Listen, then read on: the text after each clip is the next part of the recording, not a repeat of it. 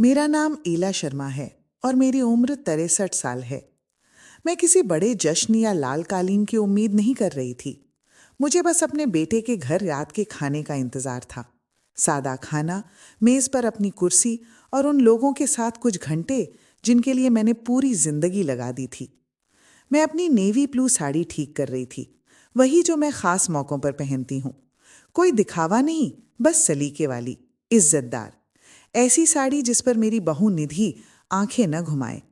मैंने घड़ी की तरफ देखा, 6:30 बज चुके थे। खाना 7 बजे होना था। तभी मेरा फोन वाइब्रेट हुआ। आगे बढ़ने से पहले, मैं हूं लीना, आपकी कहानी की नैरेटर। मैं लाती हूं जिंदगी की ऐसी सीख देने वाली कहानियां जो हम में से ज्यादातर लोगों पर बीत चुकी हैं, या फिर भविष्य में ऐसे ही घटनाओं का सामना करना पड़ सकता है।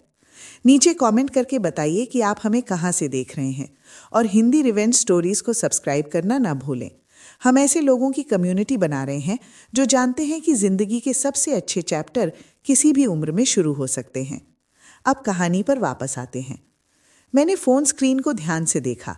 मैंने चश्मा उठाया, सोचा रोहित का कोई रिमाइंडर होगा या शायद मिठाई को लेकर आखिरी सवाल। लेकिन स्क्रीन पर जो दिखा उसने सब रोक दिया। आपको बुलाया नहीं गया है, मेरी पत्नी आपको वहां नहीं चाहती। बस इतना ही, 8 शब्द, न कॉल न बात, सिर्फ एक मैसेज। एक पल को लगा कोई गलती होगी, शायद किसी और को भेज दिया गया होगा। मन में आया, क्या पता रोहित का फोन हैक हो गया हो। लेकिन नहीं, नंबर वही था, लहजा भी वही। मैं धीरे धीरे बैठ गई। फोन हाथ में ही था। दिल सिर्फ टूट नहीं रहा था, जैसे खुलकर बिखर रहा हो। यादें एक एक कर सामने आने लगीं। रोहित, पहले स्कूल के दिन मेरी उंगली पकड़े खड़ा। 12 साल का रोहित अपने कुत्ते के मरने पर रोता हुआ। रोहित उत्साह से निधि से मिलवाते हुए। और अब वही रोहित, बड़ा आदमी, मुझे अपने घर से बाहर कर रहा था। मैं दीवार को देखती रही, न हिली न रोई, बस चुप। उसी पल मेरे अंदर कुछ बदल गया। इतने सालों के बाद, इतना देने के बाद, शायद अब उन लोगों के लिए बार बार पहुंचने का वक्त खत्म हो गया था जिन्होंने साफ कर दिया था कि वो मुझे वहां नहीं चाहते। घर बहुत शांत था, हद से ज्यादा। मैं उठी, अपनी पुरानी स्टडी टेबल के पास गई जो माँ ने छोड़ी थी, और उस दराज को खोला जहां मैं सारे फाइनेंशियल कागज रखती थी। हर फोल्डर सलीके से, हर रसीद फाइल में। मैंने सबसे मोटा फोल्डर निकाला। उस पर लिखा था रोहित। अंदर पूरी एक उम्र का देना रखा था। उसका बिजनेस शुरू कराने के लिए 20 लाख का चेक, जो 1 साल में बंद हो गया। निधि के रियल एस्टेट लाइसेंस के लिए फीस की रसीदें, छत की मरम्मत के लिए ट्रांसफर, नए घर की डाउन पेमेंट, वो किचन रेनोवेशन जो निधि को जरूरी लगा। हर कागज एक कहानी कह रहा था, दरियादिली की नहीं, उम्मीद की। मेरा बटुआ उनका सेफ्टी नेट बन गया था। मेरे नाम की स्याही उस नए घर के हर कोने में थी, बस दिखती नहीं थी। 6 महीने पहले रोहित ने फोन किया था। उन्होंने परफेक्ट घर ढूंढ लिया था, नदी के पास टाउन हाउस, नई पॉश सोसाइटी। उसने कहा था, माँ पूरे परिवार के लिए है, आपका भी अपना कोना होगा। लगता है उस कोने में डाइनिंग टेबल पर कुर्सी शामिल नहीं थी। मैंने किचन टेबल पर पड़ा ब्रोशर देखा। डाउन पेमेंट में मैंने 1,20,00,000 रुपए दिए थे। न लोन न इन्वेस्टमेंट, बस एक माँ का तोहफा।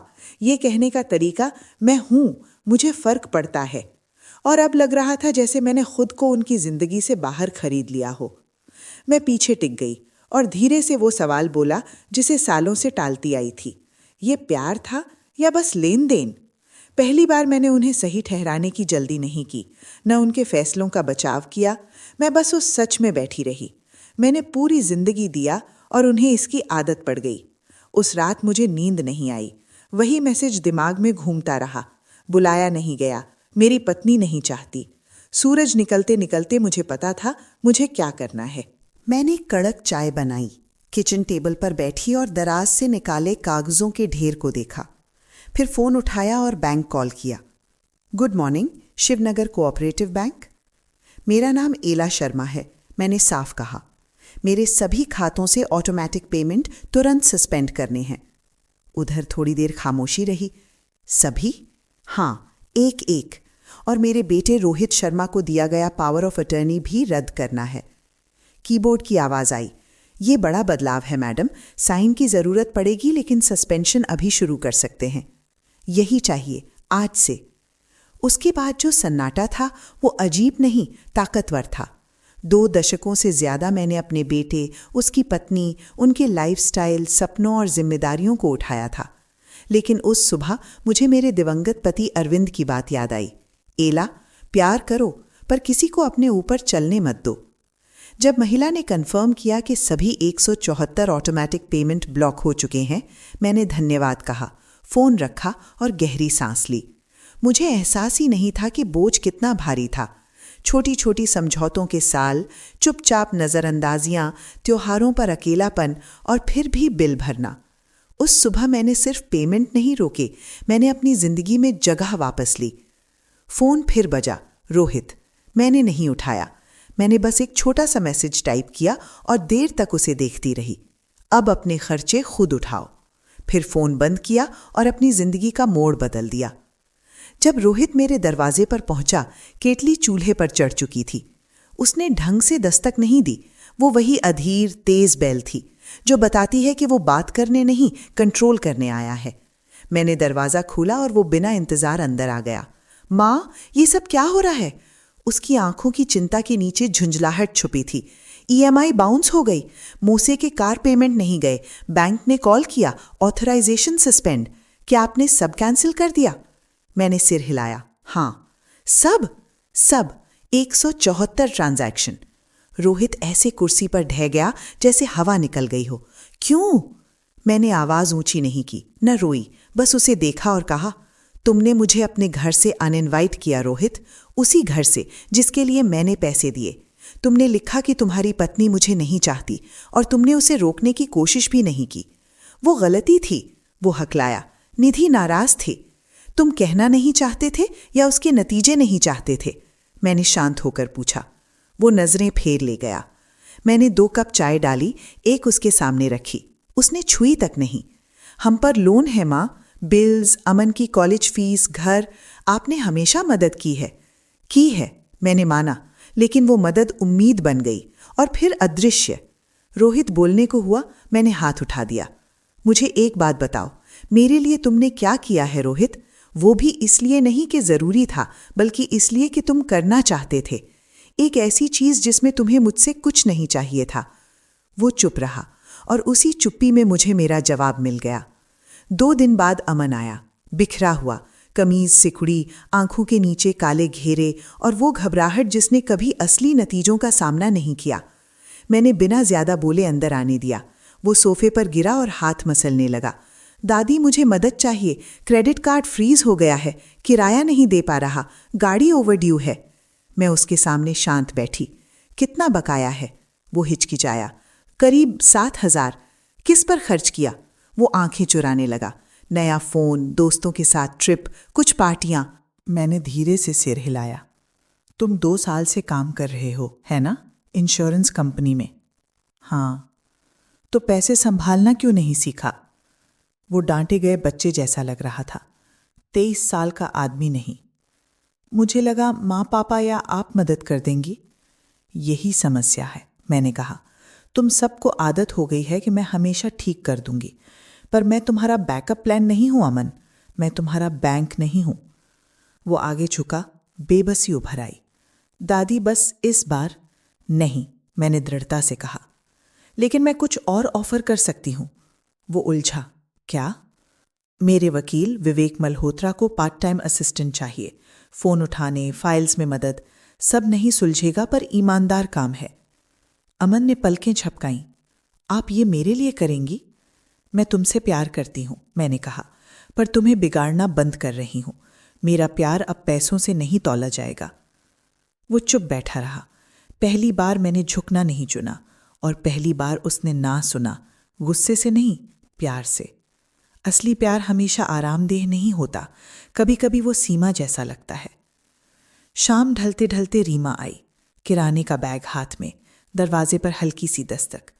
वो पैसे के लिए नहीं आई थी, न किसी की तरफ से सिफारिश करने, वो बस मुझे देखने आई थी। दादी, उसने कहा, मैंने आज पापा को देखा, बहुत खोए हुए लग रहे थे। मम्मी गुस्से में है, अमन चुपचाप बैठा है, घर में अफरा तफरी है। मैंने तुरंत जवाब नहीं दिया। हम दोनों ने साथ सामान खोला। वो सब्जियां काटती रहीं, मैं पास्ता उबालती रही। थोड़ी देर बाद उसने धीरे से पूछा, आप ठीक हैं? मैंने उसे देखा, सच में देखा।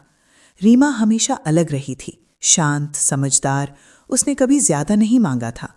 उसने मेरे जन्मदिन पर फोन किया, बिना किसी वजह से मिलने आई, मुझे थोड़ा ज्यादा देर तक गले लगाया। मैं ठीक हूं, मैंने कहा। बहुत लंबे समय बाद मुझे लगता है मैं सच में ठीक हूं। वो मुस्कुराई। अच्छा है, क्योंकि मुझे लगता है आप बिल्कुल सही कर रही हैं। मैंने भौएं उठाईं। तुम्हें ऐसा लगता है? उसने सिर हिलाया। हाँ, मैंने देखा है कि सब आपका इस्तेमाल कैसे करते हैं, खासकर मम्मी। हमेशा सबसे अच्छे कपड़े, सबसे अच्छी गाड़ी, और किसी न किसी तरह बिल हमेशा आप ही भरती हैं। इतनी छोटी उम्र से ये सुनना मुझे चौंका गया, लेकिन वो अब बच्ची नहीं थी। वो एक समझदार औरत थी और उसे सब साफ दिख रहा था। आपने सबका इतना ख्याल रखा है रीमा, ने आगे कहा। अब वक्त है कि कोई आपका ख्याल रखे। हम दोनों ने साथ बैठकर खाना खाया। न कोई तनाव, न कोई चालाकी, बस सादा खाना और ईमानदार बातें। जाने से पहले उसने मुझे कसकर गले लगाया। दादी, मैं हमेशा आपके साथ रहूंगी, पैसों के लिए नहीं, आपके लिए। मैंने उसके गाल को चूमा। मुझे बस यही चाहिए था। जिस घर में मांगे और उम्मीदें गूंजती रही थीं, वहां रीमा की मौजूदगी ही एकमात्र सच्ची चीज लगी। उसने मुझे याद दिलाया कि परिवार कैसा होना चाहिए, सुरक्षित, सच्चा और आजाद। अगले दिन रोहित ने फिर फोन किया। माँ, हमें परिवार की तरह बात करनी है। उसकी आवाज कसी हुई थी, जैसे पहले से तैयार की हुई। पीछे से निधि की भी आवाज आ रही थी।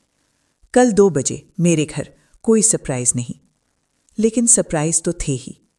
ठीक 2 बजे रोहित पहले पहुंचा। वो थका हुआ लग रहा था, कमीज से कुड़ी, आंखें सूजी। माँ, उसने कहा, बाकी लोगों के आने से पहले आपसे बात करना चाहता था। बाकी लोग? वो हिचकिचाया। निधि, उसने कुछ लोगों को बुला लिया। उसके माता पिता, उसकी बहन, सब परेशान हैं। मैं खिड़की तक गई और वहीं चिटक गई। 3 गाड़ियां मेरे ड्राइववे में आ चुकी थीं। सबसे पहले पूरी सज-धज में निधि उतरी। उसके पीछे उसके माता पिता, भाई बहन, यहां तक कि 2 दोस्त भी। मैं रोहित की ओर मुड़ी। तुम दर्शक लेकर आए हो? वो कुछ कहता उससे पहले मैंने हाथ उठा दिया। डोरबेल बजी। मैंने धीरे से दरवाजा खोला। निधि वहां खड़ी थी अपने पूरे दल के साथ। नमस्ते इलाजी, उसने ऊंची आवाज में कहा। हम परिवार के तौर पर इस स्थिति पर बात करने आए हैं। ये मेरा घर है, मैंने शांत स्वर में कहा। कोर्टरूम नहीं, बोर्डरूम नहीं, मेरा घर। और मैंने इन्हें नहीं बुलाया। निधि चौंकी। उसे विरोध की उम्मीद नहीं थी। तुम, रोहित, अमन और रीमा अंदर आ सकते हो। बाकी लोग बाहर इंतजार करें या चले जाएं। निधि की मुस्कान डगमगाई। उसने अपने परिवार की ओर देखा। कार में इंतजार कीजिए, ज्यादा देर नहीं लगेगी। मन मारकर वे लौट गए। अंदर आकर मैं अपने बेटे, बहू और दोनों पोते पोतियों के सामने खड़ी थी। तो मैंने कहा, कोई बताएगा कि यह तमाशा किस बात का है? निधि ने भाषण शुरू किया। आपके फाइनेंशियल फैसले से हम सब प्रभावित हो रहे हैं। मेरे माता पिता की रिटायरमेंट, रोहित के भाई की हालत, अमन का भविष्य। मैंने बाहें बांध कर सुना। जब वो सांस लेने को रुकी, मैंने पूछा, और ये सब मेरी जिम्मेदारी कब से हो गया? कोई जवाब नहीं आया, क्योंकि भीतर से सब सच जानते थे। वे रिश्ता सुधारने नहीं आए थे, वे अपना आराम बचाने आए थे। कमरे में भारी चुप्पी छा गई। आखिर रोहित बोला, आवाज धीमी थी। माँ, हम आपकी मदद पर निर्भर हो गए थे। आपने हमेशा साथ दिया।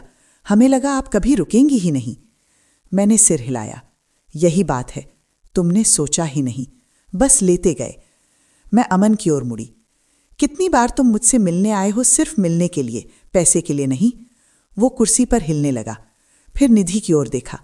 और तुम निधि, एक काम बताओ जो तुमने मेरे लिए बिना किसी उम्मीद के किया हो। वो बोलने को हुई, फिर चुप हो गई। देखो, मैंने कहा, दर्द सिर्फ पैसों का नहीं है। दर्द इस बात का है कि जैसे ही मैंने देना बंद किया, मैं तुम्हारे दिलों से मिट गई। निधि का नकाब उतर गया। आवाज कड़वी हो गई। ये इमोशनल ब्लैकमेल है। नहीं, मैंने कहा, यह सच है जो मैं पहली बार बोल रही हूं। वो झट से खड़ी हुई। आप पछताएंगी, जब आप अकेली होंगी तब पछताएंगी। मैं नहीं डरी। परिवार वो शब्द नहीं जो जरूरत पड़ने पर बोला जाए। वो रोज के कर्मों से बनता है, बिलों से नहीं। रोहित की आंखें भर आईं। तो आप चाहती क्या है माँ? माफी? गिड़गिड़ाना? नहीं, मैंने कहा। मैं चाहती हूं तुम बड़े हो जाओ, प्यार और निर्भरता का फर्क समझो, और अब जाओ। शब्द शांत थे पर असर गूंज जैसा। अमन बिना बहस उठ गया। निधि कुछ बड़बड़ाती हुई बाहर निकल गई। रोहित पल भर रुका। मैं यहां हूं, मैंने उससे कहा। अगर कभी सच में बात करना चाहो, पैसों की नहीं, हमारी। वो धीरे से सिर हिलाकर चला गया। सिर्फ रीमा रुकी। उसने मुझे गले लगाया। मुझे आप पर गर्व है दादी, उसने फुसफुसाया। मैंने कुछ नहीं कहा, बस उसे थामे रखा, क्योंकि पहली बार मेरे पास साबित करने को कुछ नहीं था, देने को भी कुछ नहीं, सिवाय सच के। 6 महीने बीत गए। दशकों बाद पहली बार मैं किसी की इमरजेंसी कॉन्टैक्ट नहीं थी, किसी की फाइनेंशियल प्लान नहीं थी, किसी की चुप प्रायोजक नहीं थी। मैं बस एला थी। सुबह बरामदे में चाय और किताबों के साथ बीतती, उसी पार्क में टहलती जहां अरविंद और मैं घूमते थे। मैंने कम्युनिटी सेंटर में आर्ट क्लास भी ज्वाइन की, जो हमेशा चाहती थी, पर कभी अपने लिए नहीं चुनी। रीमा अक्सर आती, कभी कुछ नहीं मांगती, बस बातें, हंसी, अपनी दुनिया। वही मेरा परिवार से इकलौता रिश्ता रह गई थी, और वही काफी था। रोहित और निधि के फोन धीरे धीरे कम होते गए। कुछ माफीनामे, कुछ मांगे, फिर बिल्कुल बंद। रीमा से पता चला कि उन्होंने घर बेच दिया, छोटे फ्लैट में शिफ्ट हो गए। निधि ने ज्यादा काम शुरू किया। रोहित ने बजट संभालना सीखा। अमन मेरी हैरानी के लिए विवेक मल्होत्रा के यहां काम करने लगा। एक दिन सब्जी की दुकान पर मिला। थका हुआ था, पर जमीन से जुड़ा हुआ। हमने बस नमस्ते कहा, और वही काफी था। और मैं इटली गई। अरविंद का सपना था जो हम टालते रहे। रीमा ने जिद की, दादी अपने लिए कीजिए, सिर्फ अपने लिए। तो मैंने किया। अब मैं टस्कनी की एक टेरेस पर बैठी हूं, अंगूरों के खेतों के पीछे डूबता सूरज देखती हुई। मेरी पुरानी दोस्त ललिता पास बैठी ट्रैवल डायरी में कुछ लिख रही है। तुम हल्की लग रही हो, वो कहती है। हां, मैं जवाब देती हूं, क्योंकि मैंने दूसरों की उम्मीदों का बोझ उतार दिया है। और उसी में मुझे वो मिला जो मैं हमेशा चाहती थी, सुकून। शोर की कमी नहीं, बल्कि खुद की मौजूदगी। वो शांत ताकत जिसे पूरा होने के लिए किसी की जरूरत नहीं। शाम ढलते ढलते फोन वाइब्रेट हुआ। स्क्रीन पर रोहित का नाम चमका। 6 महीने पहले मैं दूसरे रिंग से पहले उठा लेती। उम्मीद, बेचैनी, समाधान की तैयारी। लेकिन अब मैंने बस स्क्रीन देखी और उसे बुझने दिया। मुझे किसी वादे की जरूरत नहीं थी, किसी चक्र में लौटने की भी नहीं। मैंने वाइन का ग्लास उठाया, क्षितिज की ओर देखा और खुद से कहा, वो एला जो हमेशा आखिर में आती थी, जो उन मेजों पर चुप रहती थी जहां उसका स्वागत नहीं था, जो अकेले जन्मदिनों में मुस्कुराती थी और कांपते हाथों से बिल भरकर उसे प्यार कहती थी, वो अब नहीं है। उसकी जगह एक औरत खड़ी थी जिसने सीख लिया था कि आजादी लोगों को छोड़ने से नहीं आती, वो अनुमति छोड़ने से आती है। मुझे सुकून चुनने के लिए किसी को सफाई देने की जरूरत नहीं। मैं किसी को अपनी बचत, अपना समय या उस मेज पर अपनी कुर्सी नहीं देती जहां मैं कभी सच में स्वागत योग्य थी ही नहीं। इस उम्र में मैं बस खुद से ईमानदारी की कर्जदार हूं। उस रात रीमा का मैसेज आया, उसके नए फ्लैट की फोटो के साथ। दादी आप कब आएंगी? आपके लिए अलग कमरा बनाया है, हमेशा। मैं मुस्कुरा दी, क्योंकि कभी कभी हमारी विरासत वो पैसे या मकान नहीं होते जो हमने दिए, वो सच होता है जो हमने आखिरकार कहा, और वो सीमा जिसे खींचने की हिम्मत हमने की। अगर ये कहानी आपके दिल तक पहुंची हो तो इसे आगे बढ़ाइए, क्योंकि कहीं ना कहीं कोई है जिसे ये सुनने की जरूरत है। अपनी ताकत वापस लेने में कभी देर नहीं होती।